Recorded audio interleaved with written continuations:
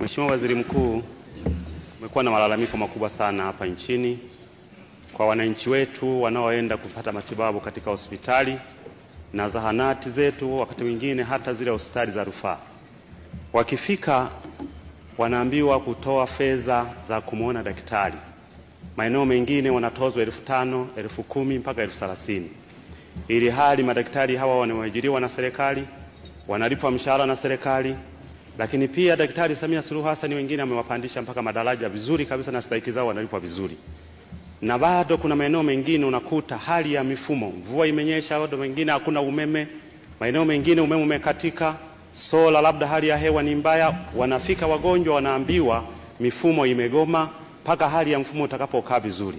Unakuta watoto wadogo wanahangaika, wamechemka, kina mama wanateseka. Sasa nataka nijue, Mheshimiwa Waziri Mkuu, nini kauli ya serikali juu ya swala hili? Mheshimiwa Waziri Mkuu.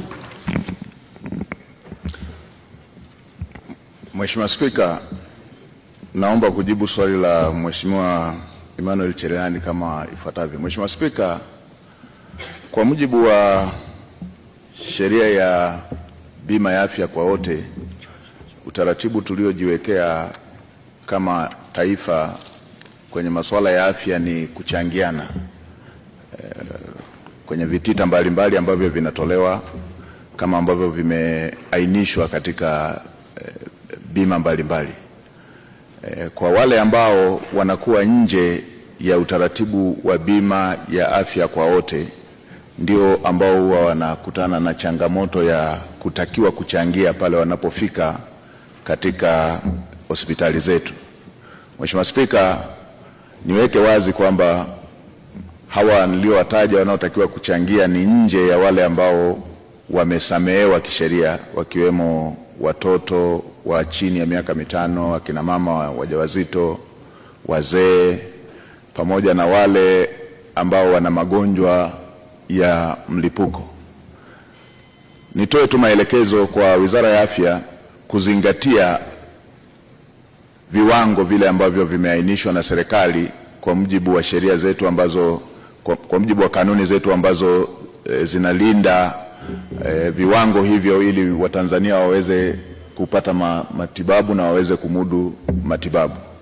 Hata hivyo, kama mtakavyokumbuka waheshimiwa Tanzania, Mheshimiwa Waziri wa Afya alielezea hivi karibuni kusudio la serikali kutunga sheria itakayolinda hivi viwango ili kuepukana na kila halmashauri ama kila mkoa kuwa na viwango vyake.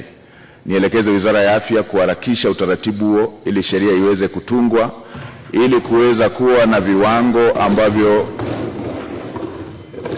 vinaeleweka na viko sambamba katika maeneo yote, kuepukana na kila zahanati ama kila kituo cha afya ama kila hospitali kuwa na viwango vyake, na pengine maeneo mengine viwango kuwa vikubwa zaidi vinavyosababisha Watanzania washindwe kumudu matibabu kwa uharaka.